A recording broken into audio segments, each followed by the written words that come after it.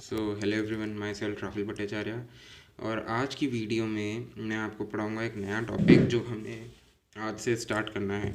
हमने क्या, इंजीनियरिंग हमारा मैथमेटिक्स ख़त्म हो गया था, मैट्रिसेस में बस मेरा एक टॉपिक बचा है, वो भी जल्दी से ख़त्म हो जाएगा। आज हम एक नए टॉपिक से स्टार्ट करें, एक नई यूनिट से, जो है हमारा इंजीनियरिंग थर्मोडाइनमिक्स। ठीक है, तो आज उससे स्टार्ट करते हैं। थर्मोडायनामिक्स बिल्कुल बेसिक लेवल से स्टार्ट करेंगे कि होता क्या है। ठीक है, इसमें शायद से 11th-12th का कोर्स भी कवर करो अगर ज़्यादा टाइम मिल जाए, क्योंकि दोनों में थोड़ा फ़र्क होता है। एक तो आपका स्कूल लेवल और एक कॉलेज लेवल, दोनों में थोड़ा सा फ़र्क होता है अंडरस्टैंडिंग का। ठीक है, क्योंकि यहाँ पे हम सिर्फ बेसिक कैलकुलेशन करते थे, first law, second law, third law, D Q is equal to D U plus D W, D Q is equal to D U plus D W. यहाँ पे हम एप्लीकेशंस करेंगे कि कहाँ कहाँ पे हम थर्मोडाइनमिक्स को यूज़ कर सकते हैं, जैसे कि स्टीम पावर प्लांट। ठीक है, उसके बाद हमारा हो गया इंटरनल कंबशन इंजन,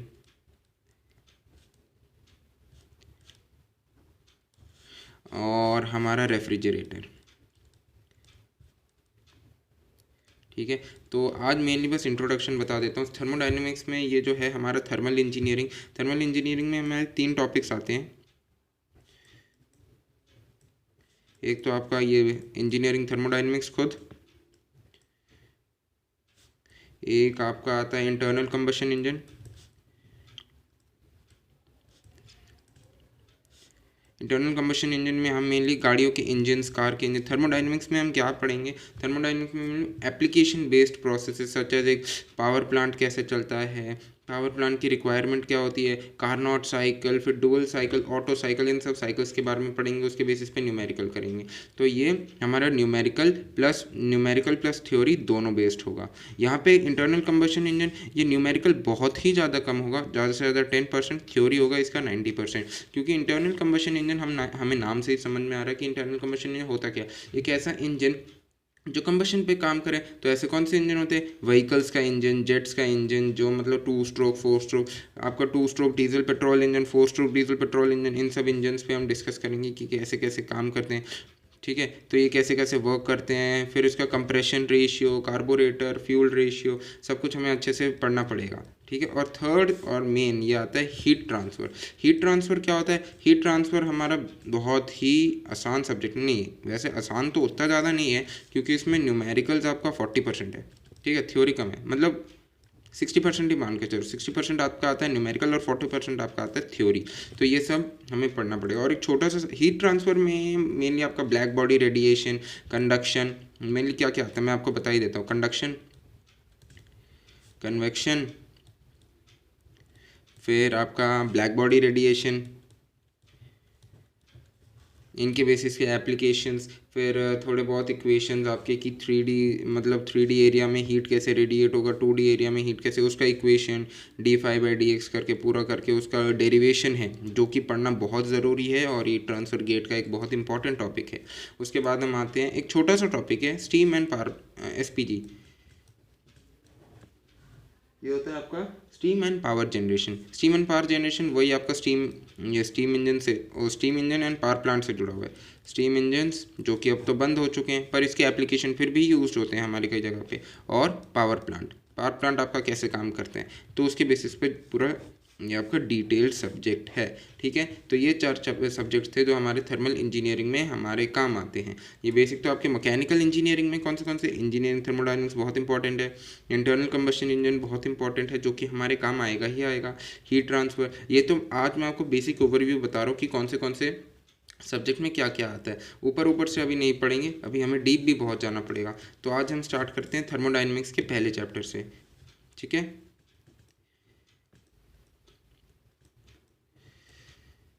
आज मैं बस इंट्रोडक्शन दे देता हूँ, कल से हम चालू कर देंगे इसका पूरा। थर्मोडायनेमिक्स में आज हम, वैसे मेनली थर्मोडायनेमिक्स होता क्या है, हमें नाम से ही पता पड़ रहा है, थर्मल प्लस डायनेमिक्स। ठीक है, और थर्मल माने की हीट। ठीक है, और हीट होती है हमारी एनर्जी। तो ये जरूर यार, हम नाम से ही हमें समझ आ रहा है कि ये हीट से कुछ रिलेटेड है। ठीक है, तो हीट का उपयोग करना, इसका मेनली थर्मोडायनेमिक्स का मतलब ये है कि हम कुछ ऐसा वर्क करें जिससे हीट जनरेटेड हो और उस हीट को फिर दोबारा से हम वर्क में यूज़ कर सकें। इसको कहते हैं थर्मोडायनेमिकल का प्रोसेस। ये मेन प्रोसेस ये होता है, कुछ ऐसा वर्क करो। जैसे आपने स्टीम इंजन देखा होगा, क्या होता है, मान लो ये एक स्टीम इंजन है। स्टीम इंजन क्या करता है, जैसे रेलवेज का स्टीम इंजन होता है, वो पहले ज़माने में क्या करता था, इसके अंदर कोयला डाल दिया, वो अपने आप जलता रहता था। उस जलने से क्या होता था, वो प्रेशर जो होता था, उस प्रेशर से हमारा इंजन चलता था। हमारी गाड़ियों के रेलवेज जो होती है वो पूरे चलते थे और बाहर से जो हमारा स्मोक वोक होता था वो पीछे से बाहर निकल जाता था ऊपर से, जो कि पॉल्यूशन भी बहुत करता था। खैर अब के टाइम तो बंद हो गया है। मालगाड़ी वालगाड़ी कम से कम आपको दिखेंगी, एक ही होगी, एक या दो, बाकी सब तो गवर्नमेंट ने बैन कर दिया पॉल्यूशन के लिए। तो ये होता है हमारा स्टीम इंजन। हमने हीट वर्क किया, हमने कोल डाला, इसमें कोल को इसने हीट में कन्वर्ट कर दिया और उस बाकी जो हमारी लेफ़्ट ओवर एनर्जी थी जिसकी हमें ज़रूरत नहीं थी वो बाहर निकल जाता है। अच्छा, एक सबसे ज़्यादा थर्मोडायनेमिक्स का एक रूल है कि जो भी हम वर्क 100% वर्क, मतलब 100% वर्क कभी भी इस यूनिवर्स में कभी भी 100% हीट में कन्वर्ट हो ही नहीं सकता। ये रूल है। मतलब ऐसे कभी हो ही नहीं सकता कि अगर तुम मतलब जैसे कि यार सोच लो, अगर मतलब स्प्लेंडर है, कोई बाइक है तुम्हारे पास, स्प्लेंडर है, स्प्लेंडर अगर 55 का माइलेज दे रही है, माइलेज कितना दे रही है स्प्लेंडर, मैं आपको लिख के बता दूँ, माइलेज अगर दे रही है स्प्लेंडर 55 का 1 लीटर पे, ठीक है, इतना तो पता है ना कैसे क्या क्या क्या नापते हैं, पर लीटर 1 लीटर। तो अगर तुम 1 लीटर भरवाओगे तो पूरा वो 55 का देगी? नहीं, बिल्कुल नहीं देगी। ये बोलने की बात होती है। क्यों? एक तो तुम्हारा रोड पे जो ट्रैफिक होता है वो मैटर करेगा, ठीक है, तुम कितनी बार गियर बदलोगे, गियर रेशियो का चेंज वो मैटर करेगा, और भी बहुत सारी चीज़ें होती है जो तुम्हारी मैटर करेंगी, तुम चलाते कैसे हो वो मैटर करेगा। तो बहुत सारी चीज़ें एक्शन में आती है जब हम एक स्टेप लेते हैं। तो इसलिए थर्मोडायनेमिक्स का एक रूल है कि टोटल वर्क टोटल हीट में कभी भी कन्वर्ट नहीं हो सकता, ठीक है, ये एक बहुत बड़ा रूल है। तो थर्मोडायनेमिक्स में मेनली हम पढ़ेंगे क्या, इसमें हम मेनली पढ़ेंगे कि आपका सिस्टम क्या होता है, ठीक है, सिस्टम क्या होता है, सराउंडिंग क्या होता है, बाउंड्री क्या होती है, ठीक है। तो हम अभी स्टार्ट करते हैं कि सिस्टम क्या होता है।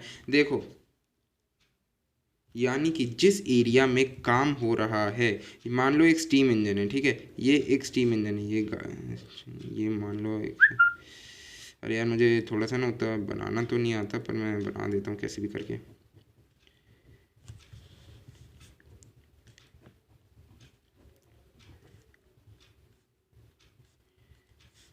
ये तुम्हारा है रेलवेज का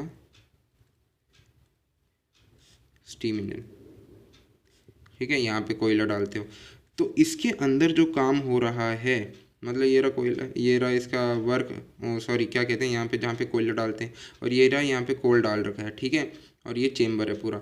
तो इसको कहते हैं हम सिस्टम, जहाँ पे वर्क होता है, where work is done. Work का मतलब समझ रहे हो, जो हम हीट दे रहे हैं, इनपुट दे रहे हैं, वर्क का मतलब यहाँ पे input, work is equal to input, और जो हीट निकलेगी यहाँ से, जो हीट निकलेगी चिमनी से, जो ऐसे ऐसे कर कर के हीट निकलेगी, उसे हम कहेंगे आउटपुट,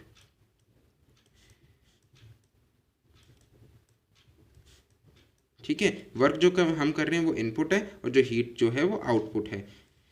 और बीच में थोड़े बहुत एनर्जी लॉसेस जो होते हैं वो तो मैंने अभी आपको बता ही दिया, आगे और बता दूंगा। तो हमने क्या किया, हमने सबसे पहले यहाँ पे कोल डाला, इनपुट दिया, तो ठीक है, उस इनपुट को फायर हमने कंबशन कर दिया, उसका जैसे इनपुट दिया हमने, उस इनपुट का हम इनपुट क्या था, कोल, उसका क्या हुआ, कंबशन, इनपुट का कंबशन, यानी कि उसको किया हीट, उसको हीट दिया, तो उस वर्क का उसमें इसने वर्क किया, ठीक है। वर्क का मतलब हमारा हमने वर्क किया कोल डालने में, वर्क को हमने हीट में वो कर दिया, कन्वर्ट कर दिया, कैसे, फायर के through.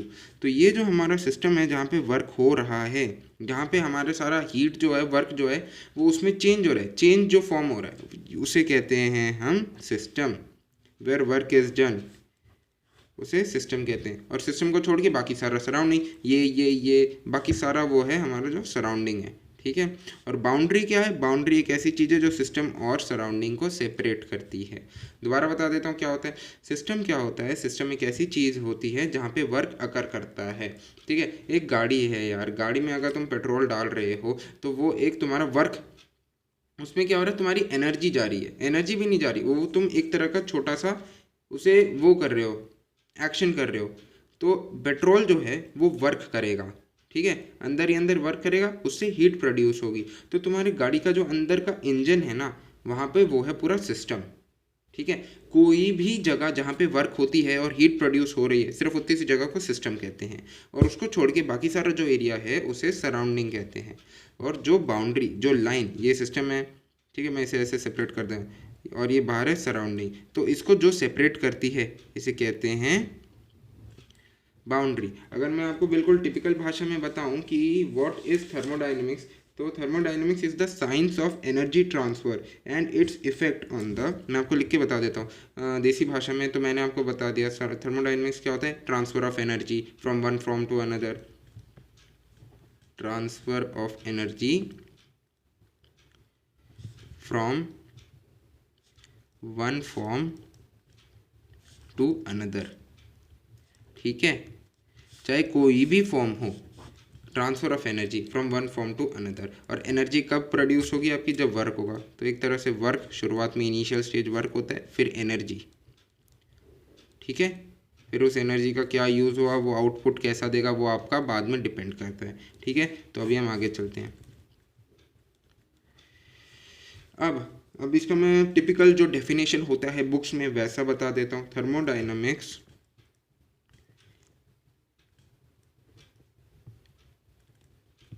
is the science of energy transfer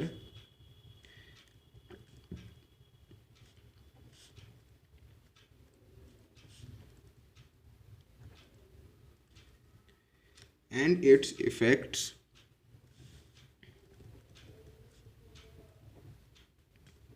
on the physical properties, एक second, on the physical properties of substances। यानी कि थर्मोडाइनमिक्स है क्या? साइंस ऑफ एनर्जी ट्रांसफर, ठीक है। साइंस ऑफ एनर्जी ट्रांसफर मतलब एनर्जी को एक फॉर्म से दूसरे फॉर्म में कन्वर्ट करना, और उसके इफेक्ट, उसके फिजिकल प्रॉपर्टी सब्सटेंस पे। एक इंजन है, वो क्या करती है, इंजन क्या करती है, पेट्रोल को हीट में कन्वर्ट करती है, यानी कि केमिकल एनर्जी को वो क्या कर रही है, मैकेनिकल एनर्जी में कन्वर्ट कर रही है, ठीक है। तो उस पर ये इफेक्ट पड़ रहा है और उसी पे फिजिकल प्रॉपर्टीज़ पे असर पड़ रहा है। तो एक तरह से वो है हमारा थर्मोडाइनमिक का प्रोसेस, क्योंकि वो एनर्जी ट्रांसफ़र कर रही है ना, energy from one form to. यार तुमने कभी ये फॉर्म तो सुना ही होगा कि गांव में एक बच्चा था जो साइकिल चलाता था, साइकिल को रोटेट करते करते उसके पहिए से जो होता था, ये जो पहिया था उससे एक डायनमो अटैच था, उस डायनमो से एक जनरेटर अटैच था, ठीक है। ये डायनमो है, ये व्हील है, ठीक है, ये पहिया ऐसे ऐसे करके घूम रहा है, घूम रहा है, घूम रहा है, ठीक है, ऐसे करके वो रोटेट कर रहा है, तो वो डायनमो से अटैच है, डायनमो भी घूम रहा है, ठीक है। डायनमो से फिर हमने एक जनरेटर कनेक्ट कर रखा है, जनरेटर से एक बल्ब कनेक्ट कर रखा है। तो ये क्या हो रहा है, मैकेनिकल एनर्जी का या रोटेशनल एनर्जी का फिर इलेक्ट्रिकल एनर्जी में कन्वर्ट नहीं हो रहा। ये पूरा एक थर्मोडाइनमिक का प्रोसेस ही तो है, और क्या है। थर्मोडाइनमिक का प्रोसेस पहला लॉ क्या कहता है, energy can neither be created nor be destroyed, it can be just transform from one from to another, यही तो कहता है ना। तो ये क्या हो रहा है यहाँ पे, हमारा मैकेनिकल या फिर रोटेशनल एनर्जी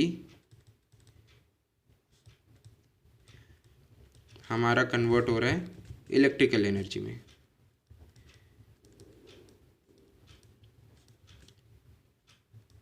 ठीक है। यही तो हमारा प्रोसेस है पूरा, इसे ही थर्मोडाइनमिक्स कहते हैं, ठीक है। तो अभी आगे पढ़ते हैं कि हम थर्मोडाइनमिक्स कैसे कैसे क्या क्या पढ़ेंगे। इसके मैं ज़्यादा डीप नहीं जाऊँगा, जो हमारे यूनिवर्सिटी और गेट में पूछा जाता है उसी के लेवल का पढ़ेंगे मेनली, ठीक है। तो हमने ये समझ आ गया कि थर्मोडाइनमिक्स हीट से रिलेटेड है, ठीक है। अब हम उसका आगे पढ़ते हैं, कौन सा टॉपिक है। जैसे कि हमारा पहला टॉपिक है steam power plant. Steam power plant क्या होता है? Steam power plant, steam power plant एक ऐसे प्लांट होते हैं जैसे हाइड्रोलिक प्लांट्स, ये प्लांट स्टीम से एक सेकेंड, स्टीम पावर प्लांट का मतलब क्या होता है? स्टीम पावर प्लांट्स एक ऐसे प्लांट होते हैं, एक ऐसा पूरा यूनिट ऑफ एन इंडस्ट्रीज होता है जो स्टीम का यूज़ करके, यानी कि मतलब आपके रिन्यूएबल सोर्सेज ऑफ एनर्जीज का यूज़ करके, रिन्यूएबल सोर्स ऑफ एनर्जी का यूज़ करके एनर्जी प्रोड्यूस करते हैं। ठीक है, मैं आपको बता देता हूँ कैसे। रिन्यूएबल सोर्स ऑफ एनर्जी यानी कि आपका कोल और दूसरे फॉसिल फ्यूल्स, सॉरी ऐसे दिख जाएगा, कोल और दूसरे फॉसिल फ्यूल्स। होता क्या है यहाँ पे, मैं आपको बिल्कुल बेसिक लेवल से समझाता हूँ। स्टीम पावर प्लांट क्या करता है, सबसे पहले कोल लेता है। ठीक है, कोल ले लिया, कोल को किया इसने हीट करने के बाद ऊपर रहता है पानी। स्टीम पावर प्लांट होता है ये पूरा। एक सेकंड, मैं थोड़ा आपको अच्छे से ही समझा देता हूँ। ये मान लो एक पावर प्लांट है, ठीक है।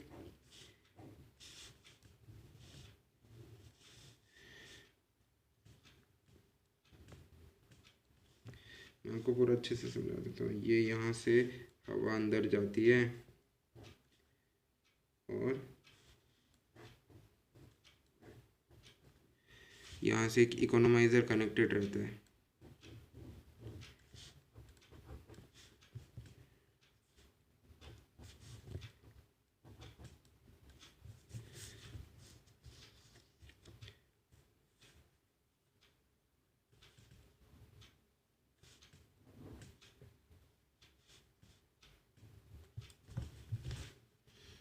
एक सेकेंड, ये क्या था हमारा, ये था शायद से टरबाइन से जनरेटर में जाता है, फिर कंडेंसर, फिर यहाँ से पंप, मान लो कोई पंप दोबारा यहाँ से किसी में भी वापस चला जाएगा, और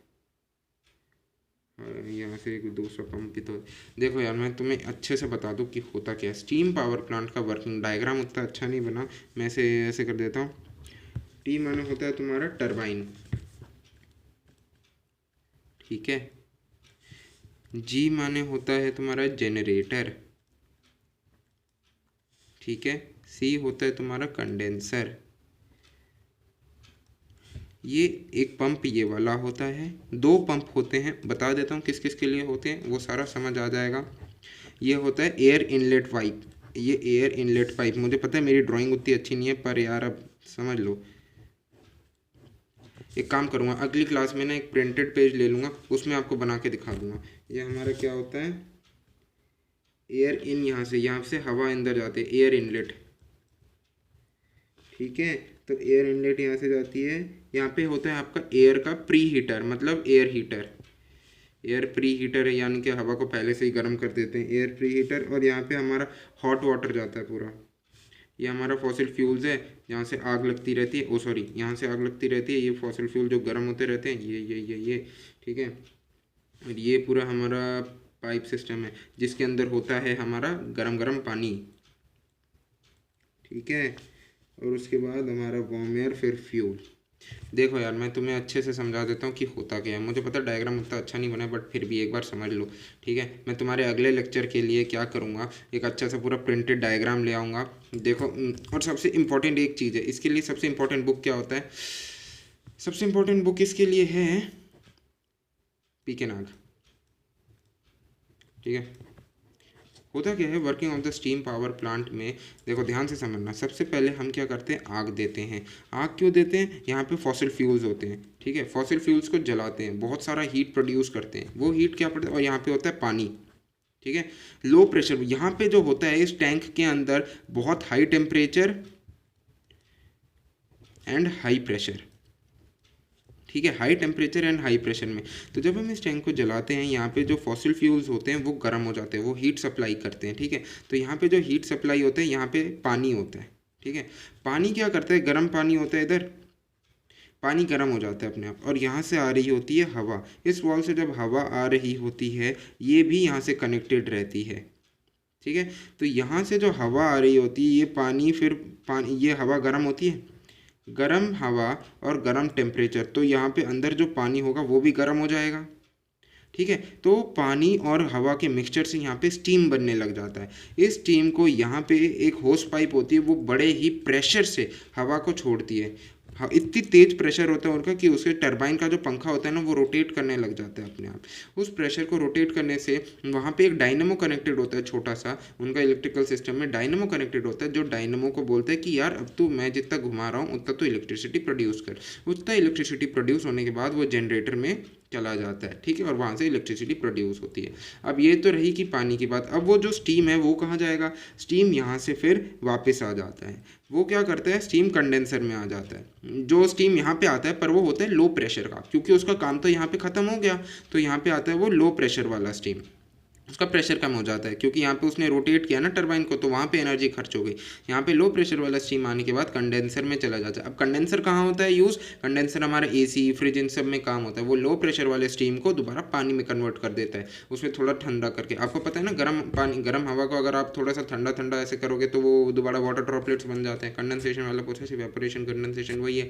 तो यहाँ पे वो लिक्विड पानी बन जाता है, ठीक है। फिर लिक्विड पानी को दोबारा हम यहाँ से क्या करते हैं, हम liquid low temperature water to boiler, high pressure और लो टेम्परेचर वाले वाटर को हम दोबारा बॉयलर के पास भेजते हैं, ठीक है। और यहाँ पे एक और पंप जो होता है वो हमारा गंदे पानी को दोबारा रिवरलेस पंप। वैसे तो ये पंप हम उतना वैल्यू करते नहीं है, क्योंकि हम जो यूज़ करते हैं हम चाहते हैं कि हम कम से कम पानी का वेस्टेज करें, तो उतना ज़्यादा ये पानी, ये जो वेस्टेज ऑफ वाटर है ये वाला पंप हम यूज़ नहीं करते कि हमें बार बार पानी नालियों में डालना पड़े, ये करना पड़े, हम उसका यूज़ नहीं करते। हम मेनली क्या करते हैं, कंडेंसर में जितना भी हमारे पास एयर कलेक्टेड होता है, वाटर कलेक्ट होता है, हवा को लो प्रेशर स्टीम को कन्वर्ट करके वो हम यहाँ पे पंप में भेज देते। पंप दोबारा एनर्जी लगा के इसी उसमें सप्लाई कर देता है, जिसकी वजह से हमारा जो पानी है वो रीयूज़ हो जाता है। तो ऐसे हमारा पूरा स्टीम एनर्जी पावर प्लांट काम करता है। इसमें बहुत सारी चीज़ें हैं जो, जैसे कि इसमें पॉल्यूशन बहुत होता है, ठीक है, हमारे फॉसिल फ्यूल्स बर्न होते हैं, पॉल्यूशन बहुत होता है, टाइम बहुत लेता है।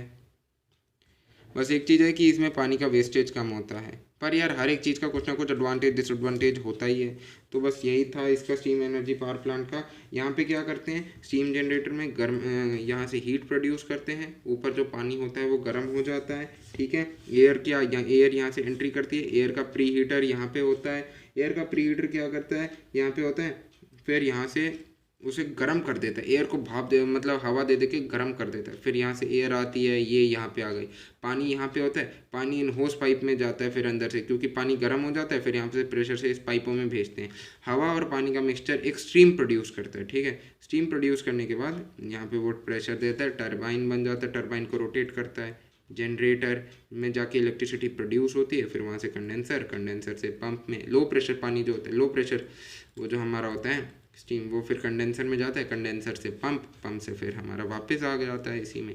तो यही होता है, ठीक है। जब हमारा एक गर्म हवा जो होती है वो पानी को भी प्रेशर देती है, इसके अंदर मतलब प्रेशर क्या होता है, गर्म हवा प्लस गर्म टेम्परेचर प्लस हाई प्रेशर, तो वो हमारे वाटर को वाटर ड्रॉपलेट में कन्वर्ट कर देती है, ठीक है। तो वाटर ड्रॉपलेट इसके अंदर कन्वर्ट हो जाता है, ठीक है। वाटर ड्रॉपलेट इसके अंदर इकट्ठा होने के बाद इसे प्रेशर से छोड़ा जाता है। इसमें मतलब प्रेशर डिफरेंस की वजह से यहाँ पे हाई प्रेशर होता है, यहाँ पे लो प्रेशर होता है। तो इसके अंदर मान लो 10 बार प्रेशर होता है, और बार तो 1 बार होता है, हम सबको पता है। तो हाई प्रेशर की वजह से इसके अंदर छोड़ा जाता है और उसकी वजह से पूरा फैन रोटेट होता है, ठीक है। तो आई होप कि आपको समझ आ गया होगा। बाकी जो है पूरा अगले वीडियो में समझाऊँगा। Thank you.